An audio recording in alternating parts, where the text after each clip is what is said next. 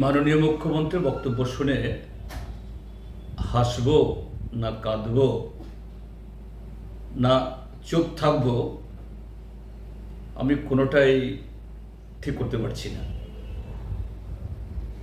একদিকে মাননীয় মুখ্যমন্ত্রী বলছেন যে তিপ্রামথা ক্ষমতা হারিয়ে পায়ের তলার মাটি খুঁজে না পেয়ে এরা উন্মাদ হয়ে গেছে। তিনি হিসাব দিচ্ছেন, মাননীয় মুখ্যমন্ত্রী হিসাব দিচ্ছেন, মানে স্বরাষ্ট্রমন্ত্রী হিসাব দিচ্ছেন।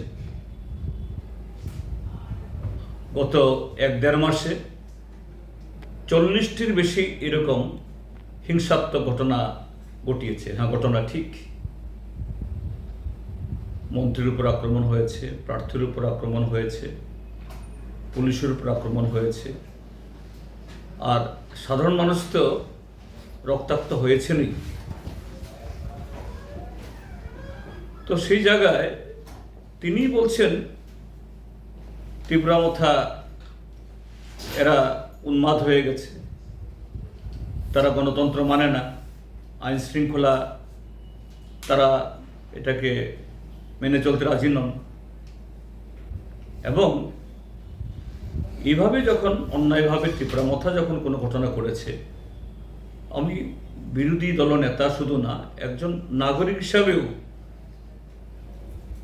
তার প্রতিবাদ করেছি, নিন্দা জানিয়েছি। আর তিনি এই প্রসঙ্গকে টেনে নিয়ে এসে আমি যখন বললাম যে বিজেপি এবং তিপ্রামথার মধ্যে এটা একটা তৈরি করা নাটক, স্ক্রিপ্টেড ড্রামা, আখেরে এই দুটো দলের মধ্যে তাদের যে সম্পৃক্ততা এটা অটুট রয়েছে। শুধু নিচুতলায় সাধারণ মানুষ এদেরকে বোকা বানানোর জন্য, তাদের দৃষ্টি অন্যদিকে দাবিত করার জন্য গত 8 বছরে বিজেপির যে এই অপদার্থতা, অকর্মণ্যতা, প্রতিশ্রুতি খিলাফের মধ্য দিয়ে ত্রিপুরাজ্যের মধ্যে যে ধরনের একটা এই দুঃশাসন রাজত্ব তারা চালাচ্ছে, এর বিরুদ্ধে মানুষ ক্ষুব্ধ।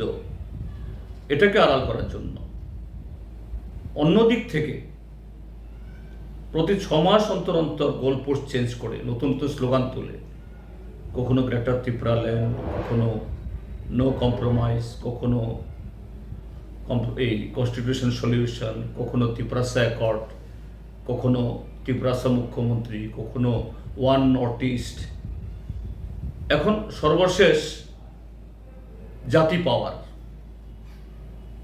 জাতি পাওয়ার ভার্সেস পার্টি পাওয়ার। যদি এটা যদি মর্মার্থ করা যায়, একটা জাতির পাওয়ারটা হলো অন্য জাতির বিরুদ্ধে, এটা সরাসরি মানে সম্পূর্ণ যে অবাঞ্ছিত একটা স্লোগান, তার মধ্যে একটা গভীর সুরসুরি আছে। সরাসরি এটাকে কমিউনাল আমি বলবো না।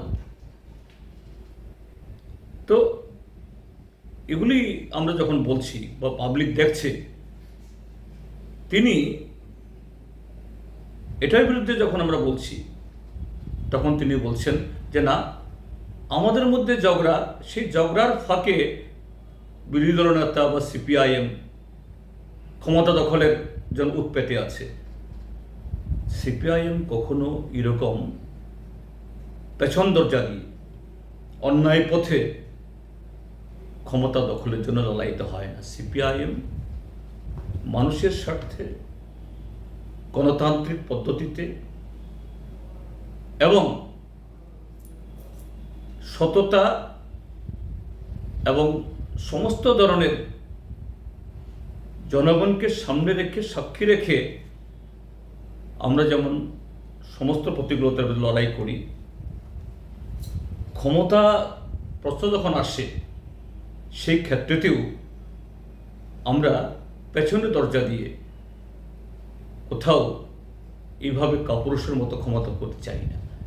এটা মাননীয় মুখ্যমন্ত্রীর যে দ্বিচারিতা, এবং রাজনৈতিকভাবে যে উনি ব্যাংক্রাফট, দেউলিয়াপনার একটা পরিচয় তার মধ্যে দিয়ে দিলেন।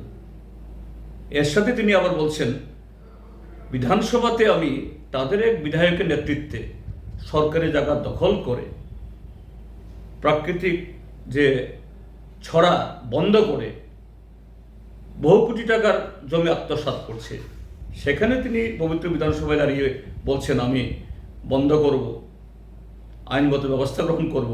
আর তিনি এখন গিয়ে বলছেন, হ্যাঁ, সিপিআইএম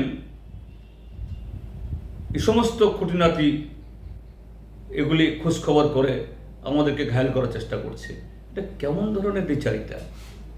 তো এটা দেখে আমি এই জন্যই বলছি, আমি কি হাসবো না কাঁদবো না চুপ থাকবো, যে এই নির্বাচনে এই জনগণের কাছ থেকে কোনো সাড়া না পেয়ে তাদের মাথাতে ঠিকমতো কাজ করছে না, এটা তারই প্রতিফলন।